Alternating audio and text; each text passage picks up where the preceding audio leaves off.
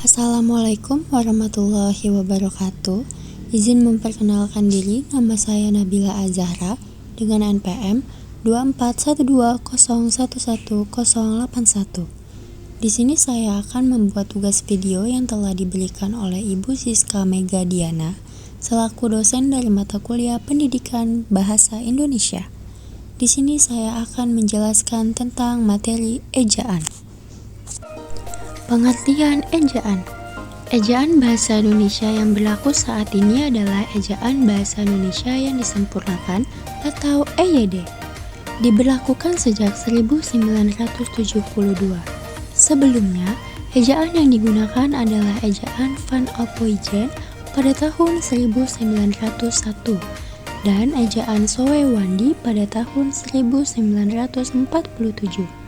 EYD membawa pembaruan dalam penulisan tanda baca seperti penghapusan apostrof dalam kata baku.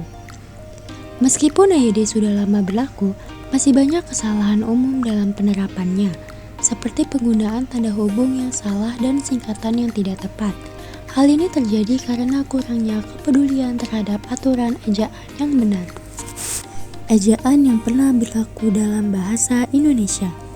Ejaan yang berlaku dalam bahasa Indonesia saat ini adalah ejaan bahasa Indonesia yang disempurnakan atau EYD, yang mulai diterapkan sejak 1972 melalui keputusan Presiden nomor 57 tahun 1972. Sebelum EYD, beberapa ejaan lain pernah digunakan dalam bahasa Indonesia, yang bermula dari ejaan Van Ophuijsen pada zaman kolonial Belanda pada tahun 1901. Setelah kemerdekaan, ejaan Republik atau ejaan Sowewandi diberlakukan pada tahun 1947, yang merupakan perbaikan dari ejaan Van Ophuijsen. Setiap pergantian ejaan membawa perubahan, misalnya penggunaan tanda apostrof dalam ejaan Van Ophuijsen yang kemudian dihilangkan dalam EYD kecuali dalam konteks seni. Beberapa kesalahan umum dalam penerapan EYD saat ini adalah penggunaan tanda hubung alih-alih tanda pisah dalam penulisan rentang waktu serta penulisan singkatan PT dengan titik yang seharusnya tanpa titik. Kesalahan tersebut sering terjadi karena kurangnya perhatian terhadap kaidah ejaan yang benar. Ejaan dan transliterasi. Ejaan mengatur tata cara penulisan dalam bahasa Indonesia, termasuk penggunaan huruf, angka, tanda baca, dan unsur serapan. Sementara itu, transliterasi mengatur alih aksara dari huruf Arab ke huruf Latin, seperti yang diatur dalam pedoman transliterasi Arab-Latin. Persamaannya, keduanya mengatur penulisan dengan huruf Latin. Perbedaannya, ejaan berlaku untuk penulisan dalam bahasa Indonesia, sedangkan transliterasi untuk penulisan kata atau istilah asing yang belum diserap. Istilah yang sudah diserap mengikuti kaidah ejaan bahasa Indonesia, sedangkan istilah asing mengikuti pedoman transliterasi dan ditulis miring. Contohnya, kata seperti dakwah dan doa harus mengikuti ejaan bahasa Indonesia, sedangkan penulisan salam dalam bahasa Arab seperti Assalamualaikum mengikuti pedoman transliterasi Arab-Latin. Pemakaian huruf dalam bahasa Indonesia. Bahasa Indonesia memiliki 26 huruf konsonan, 5 huruf vokal, 3 diftong, dan 4 gabungan huruf konsonan. Banyak orang sering salah dalam menyebutkan huruf seperti C seharusnya C dan Q seharusnya Q.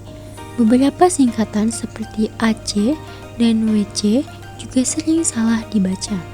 Huruf Q dan X digunakan hanya untuk nama atau istilah ilmiah, tidak untuk kata baku dalam bahasa Indonesia. Nama dan semboyan tetap diberi kebebasan dalam penulisan huruf tertentu. Penulisan gabungan kata berimbuhan. Penulisan gabungan kata berimbuhan diatur dalam Pedoman Umum Ejaan Bahasa Indonesia yang disempurnakan.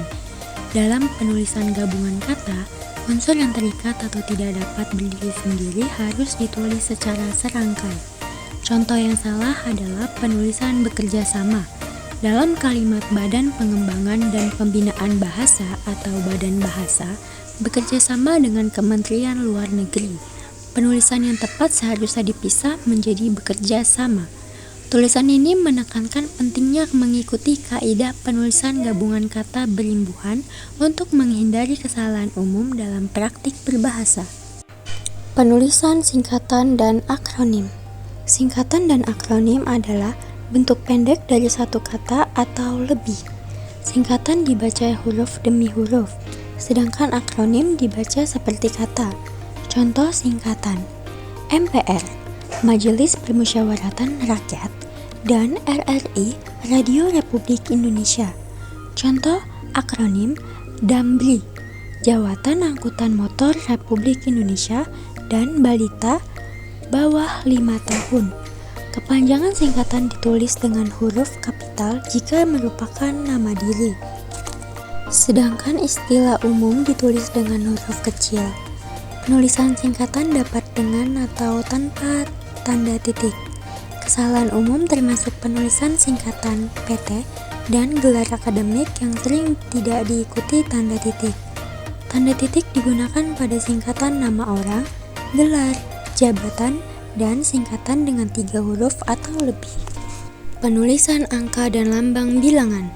Dalam Pedoman Umum Ejaan Bahasa Indonesia yang disempurnakan, penulisan lambang bilangan diatur menggunakan angka Arab dan angka Romawi. Kesalahan umum terjadi ketika menentukan kapan menggunakan angka dan huruf. Umumnya, lambang bilangan yang dapat dinyatakan dengan satu kata atau 2 kata, seperti 2 atau 100, harus ditulis dengan huruf.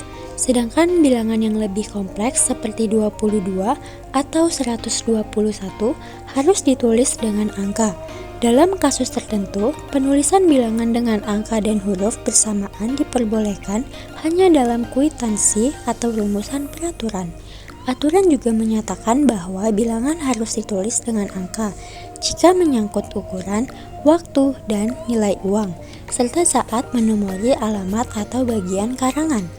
Memahami kaidah ini penting untuk menghindari kesalahan dalam penggunaan bahasa. Penulisan kata ganti dan kata sandang. Pedoman Umum Ejaan Bahasa Indonesia mengatur penulisan kata ganti ku, kau, ku, mu, dan nya, serta kata sandang si dan sang. Penulisan ku dan ku serta mu dan nya umumnya tidak menimbulkan masalah. Namun, penulisan kau sering salah. Seharusnya ditulis serangkai ketika berfungsi sebagai bagian predikat. Misalnya, kau ambilkan, dan terpisah ketika berfungsi sebagai subjek. Misalnya, kau boleh pulang. Untuk kata sandang, si dan sang ditulis terpisah dengan huruf kecil, kecuali sang yang merujuk pada nama Tuhan yang ditulis dengan huruf kapital. Penulisan unsur serapan. Unsur serapan dalam bahasa Indonesia merujuk pada kata atau istilah yang berasal dari bahasa daerah atau bahasa asing. Bahasa Indonesia yang pada dasarnya berasal dari bahasa Melayu telah diperkaya oleh pengaruh berbagai bahasa daerah dan asing. Hal ini adalah hal yang wajar karena semua bahasa cenderung terpengaruh oleh bahasa lain selama tetap digunakan sebagai alat komunikasi. Oleh karena itu, tidak ada bahasa yang benar-benar steril dari pengaruh bahasa lain. Beberapa contoh kata serapan dari bahasa daerah dalam bahasa Indonesia termasuk nyeri, dari bahasa Sunda, gambut, dari bahasa Banjar, dan imbau dari bahasa Minangkabau.